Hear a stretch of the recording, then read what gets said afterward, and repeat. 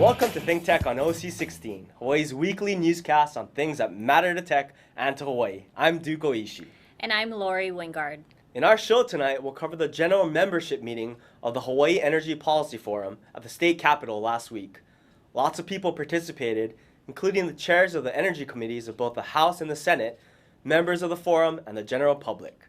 After reports by energy legislators and discussion of bills contemplated in the next legislative session, we heard presentations on clean energy plans, advances, and challenges from representatives of the counties in Hawaii. Will Ralston, energy coordinator of Kauai County, spoke about developments on the Big Island. We're just under $1 billion in exporting fossil fuel dollars, so everyone knows the song and dance here. The more dollars you can get to stay on island, the better for your economy. Half and half. So half is transportation, fossil fuel use, and the other half is electricity. We kind of break it down like this. So half, you can see half is towards generation, electric generation, and the other half is ground transportation and jet fuel. And you know, if you look at it from a total pie chart, we're only really 5% renewable. I know we always like to say 31, but on a total pie chart, we're just getting sustainable. And everybody knows this, the Big Island suffers even more because everybody flies into Honolulu, and then if they have extra money, they come to the Big Island. So if, you know, it costs so much to fly here, there's relatively little money to visit us. So unemployment suffers greatly when oil prices are high. And our island has spends quite a bit more on electricity than Oahu. So, you know, a lot more per capita money, family disposable income, goes to energy.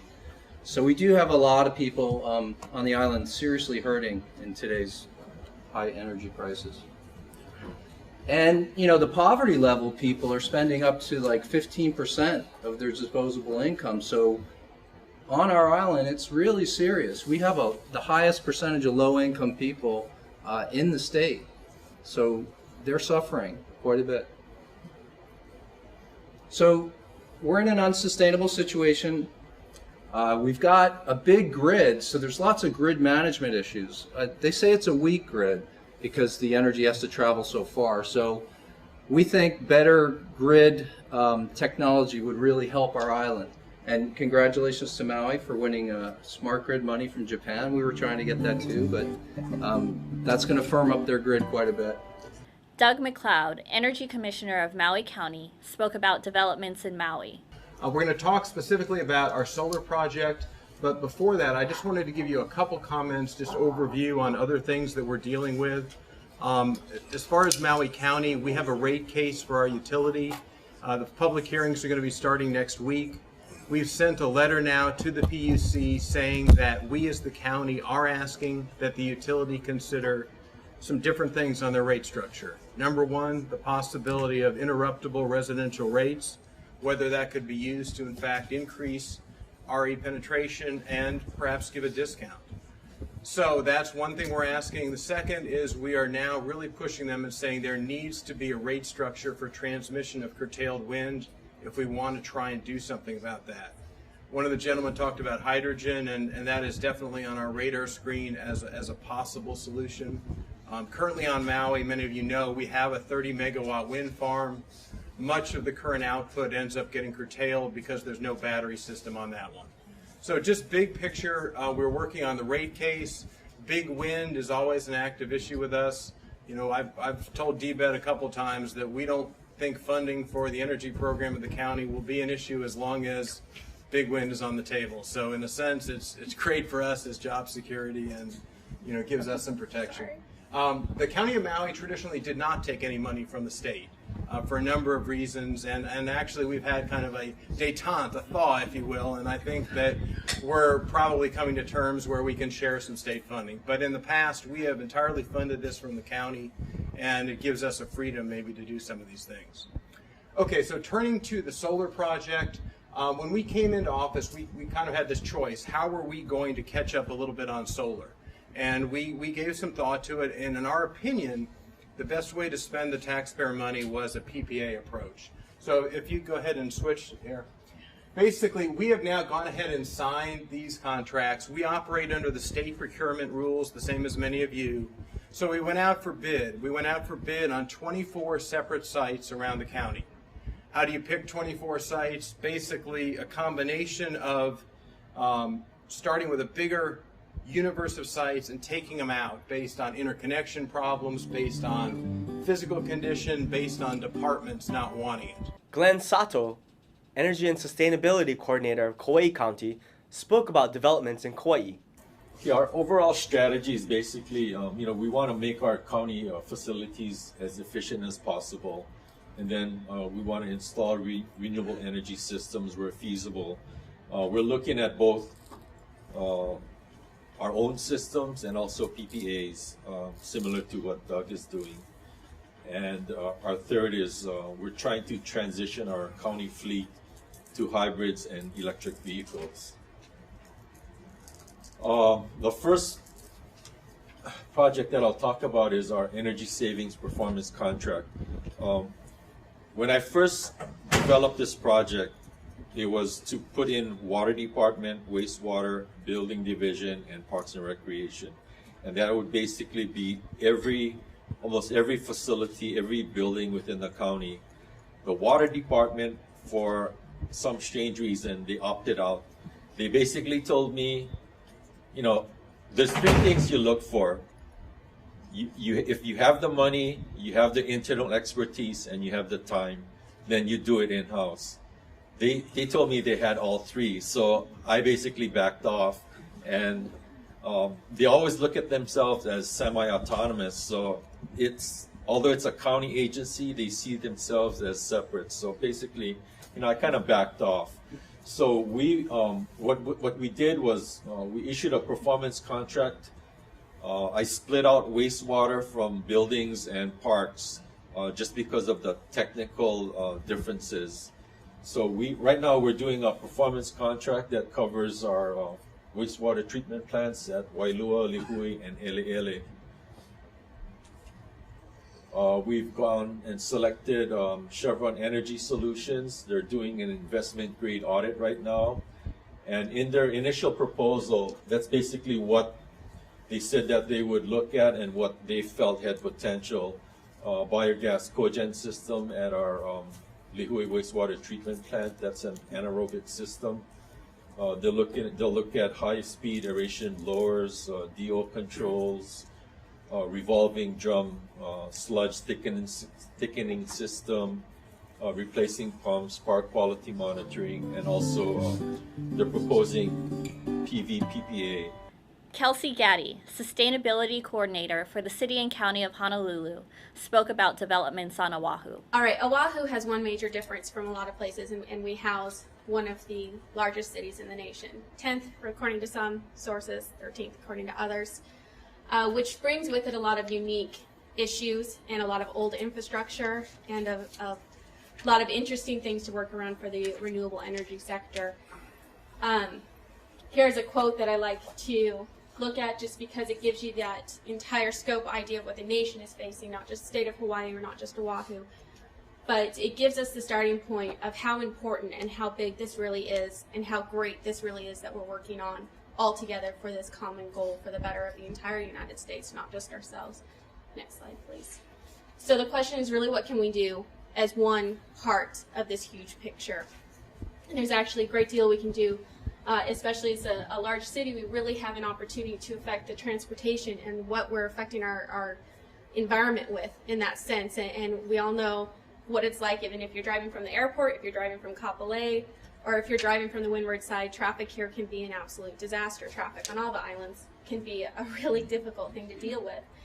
Energy use, of course, is a huge thing, and solid waste is a very large thing and a very exciting prospect on the island of Oahu right now. So buildings and transportation are our two biggest areas that we can affect right now. 39% of energy from buildings, roughly a third from transportation. That leaves the government with concentrating on buildings right now with two options. What do we do with our buildings? We can affect that with how we're building new buildings, and we can affect that with what we're going to do with our existing buildings. Next slide, please. what we're doing right now is we have a number of exciting projects. This is just two of them that I'm going to highlight. The Pearl City Bus Maintenance Facility has a PV system that's going on. It's construction started August 15th, due to be done in 2012. This is from the EECBG grant, $3.8 million. This is just one of the projects that we're doing with that. We also have the Halava Corporation Yard for Building D. A, B, and C have already been done. D got put on hold for a number of reasons. That is finally on its way of being executed. So we're very excited about those two large PV projects. And also A, B, and C has been a huge success, which is always, I don't know how many people followed the issue we, as the city, had out at Hanama Bay, but we had solar lighting put in the parking lot out there several years ago. It's off the grid. It was a perfect scenario for us to test out what has, at that time, was still a fairly unknown technology. Sharon Moriwaki, co-chair of the Energy Policy Forum, organized and chaired the forum's general membership meeting. We caught up with her the next day. Yesterday we had a general meeting of the Hawaii Energy Policy Forum. You were the chair brilliantly, as always. You organized it. You brought the people down. It was in room 325 at the Capitol building, and it was a very nice representation of the community there. Well, the forum gets its legislative package together just around this time so that we can prepare. We do have 45 plus stakeholders, members of our forum, from the oil companies to the utilities to the renewable energy associations, the counties. So we like to see what's in store in the coming year, where we've been, where we need to go. And so this is one of those formative meetings of looking at what has been going on, what should we focus on in the coming year. The forum was created for policy development, so we want to know what's the impact of policies. We've got data, but we need to analyze it and put it in some format that can make sense. So we have now indicators, and we are in what we are calling phase 2, is getting the data now that we can collect on an ongoing basis to populate those indicators, whether it's the renewable portfolio standard, energy efficiency, how many projects, how many jobs, are we doing anything in clean energy? So I'm really excited about that project.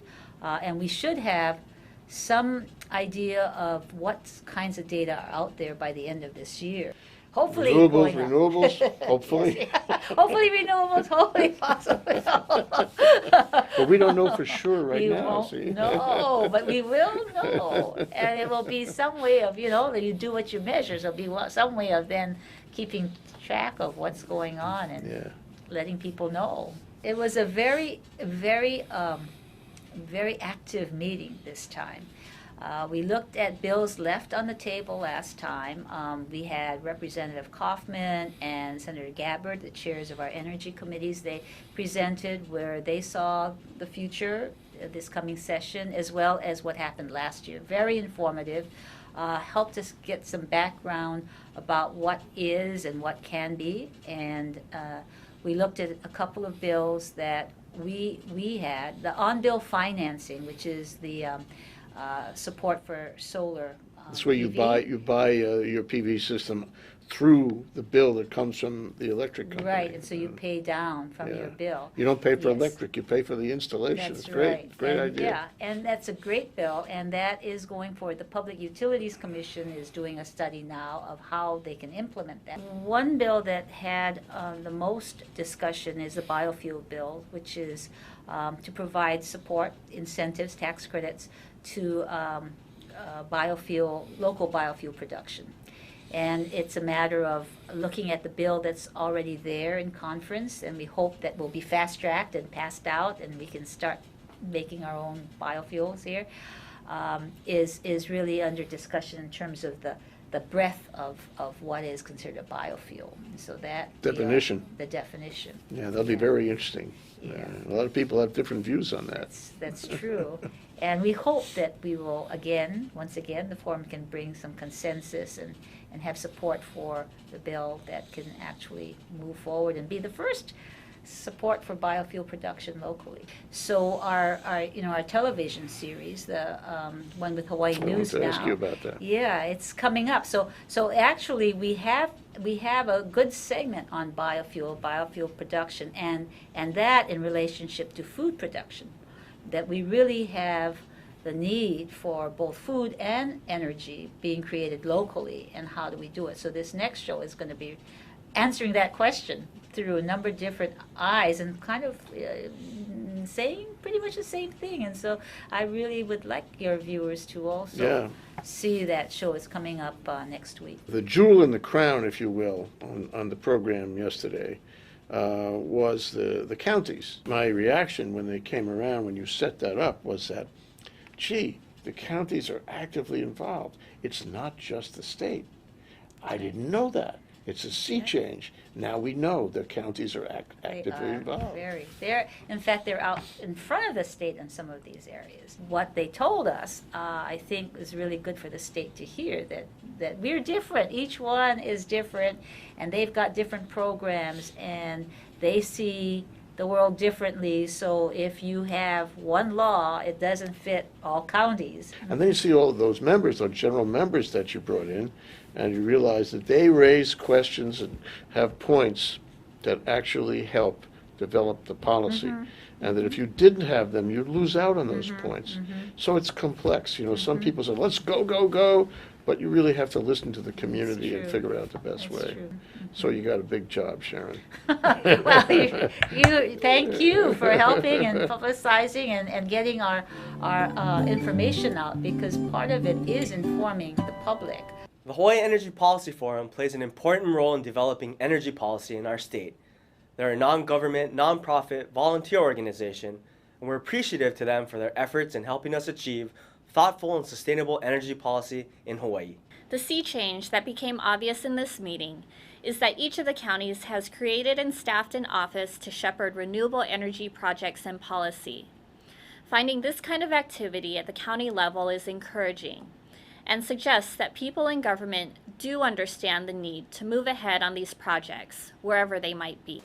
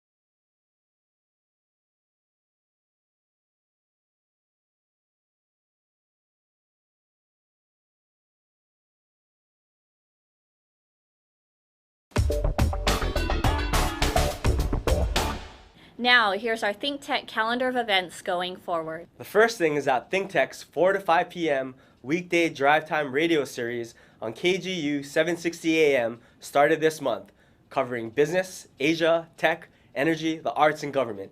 Tune in and stay tuned to 760 AM every afternoon at 4 p.m. and raise your awareness on Think Tech Radio. On Thursday, October 27th, we'll present a 2-panel luncheon program entitled Hawaii Update on Agriculture, featuring Russell Kokuban, State Director of Agriculture, and others, examining whether and to what extent agriculture is working in Hawaii and how we can get it to critical mass.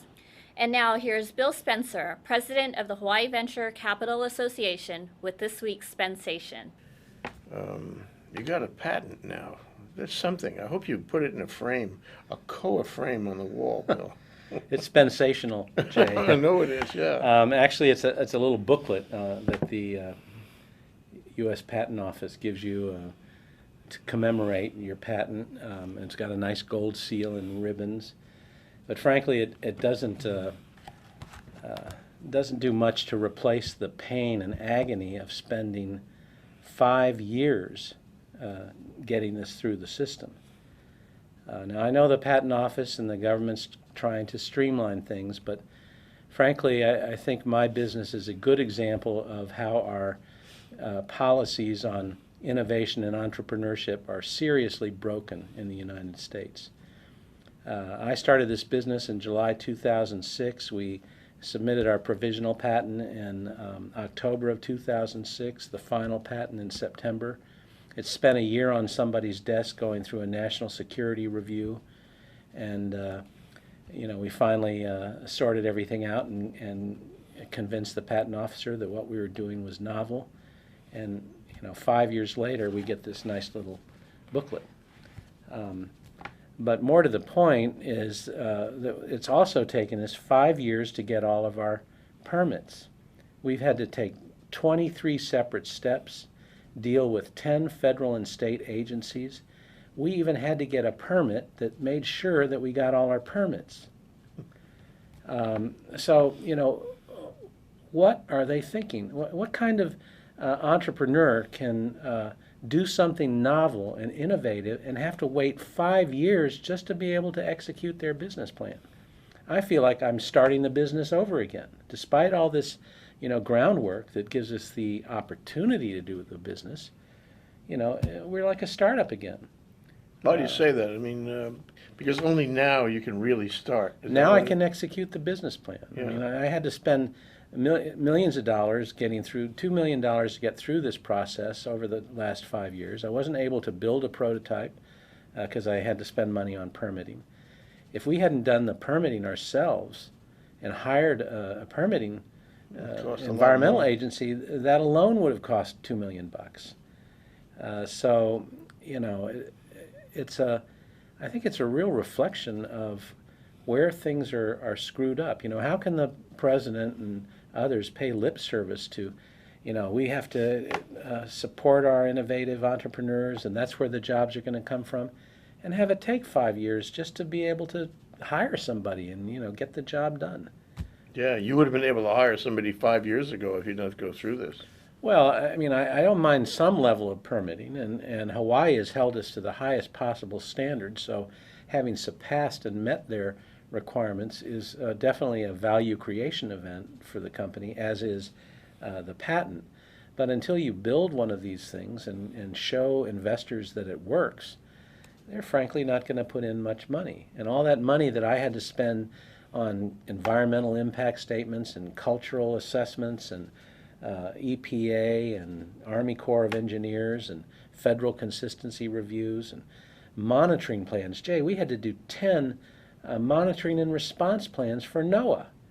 What happens if a shark comes to our cages? What happens if an endangered monk seal comes around our cages? And what are you going to do about it? I mean, really.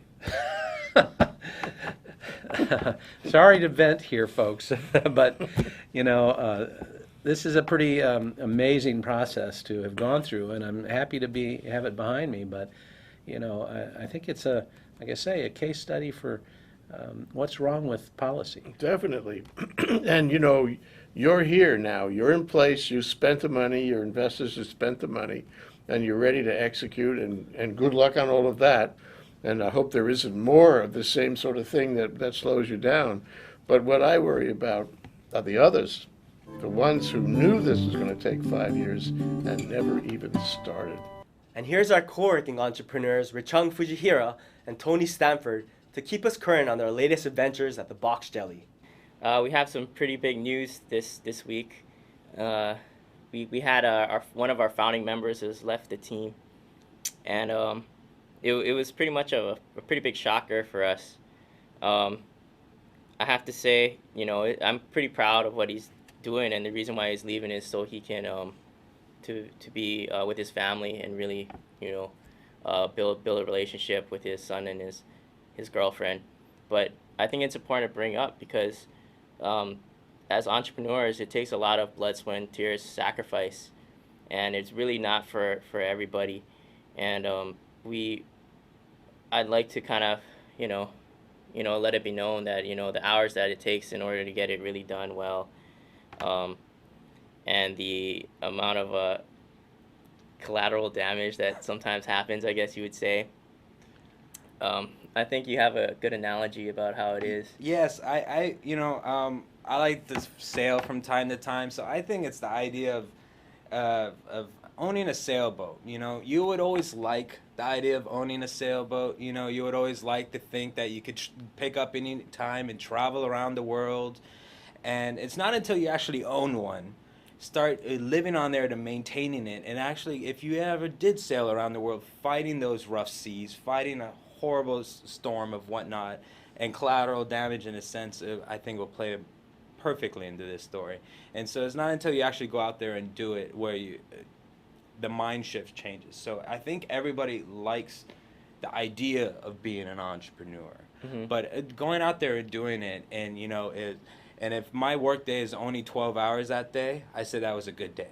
Yeah, literally. And so it's yeah, it does take a lot, and I'm thankful enough to have the Hogan program tell me, like, it gave me a setup where I thought what it was, and if I didn't have that forefront to jump off of with both feet to go see what it's really about, I wouldn't be here today. But it took a lot. Yeah. So we wish Brandon the best, and we have should we break it up into? We also have another partner that will be, or another person that will be leaving in about 6 months' time, and that was also even more of a surprise.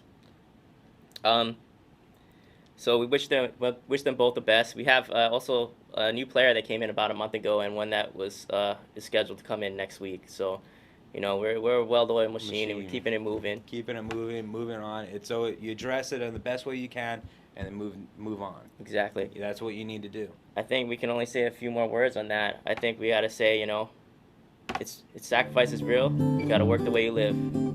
Box Jelly, thank you. We'll be right back to wrap up this week's edition of Think Tech. But first, we want to thank our underwriters. Thanks to the Schuyler Family Foundation. It supports a number of educational, cultural, and charitable organizations, including Think Tech.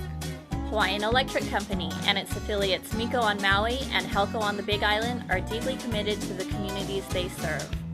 Galen Ho is a senior executive of BAE Systems, a global defense, security, and aerospace company, and CEO of CBI Polymers, a tech company in Hawaii. Oceanit, another local tech company, is one of Hawaii's largest and most diversified science and engineering companies. Okay, Lori.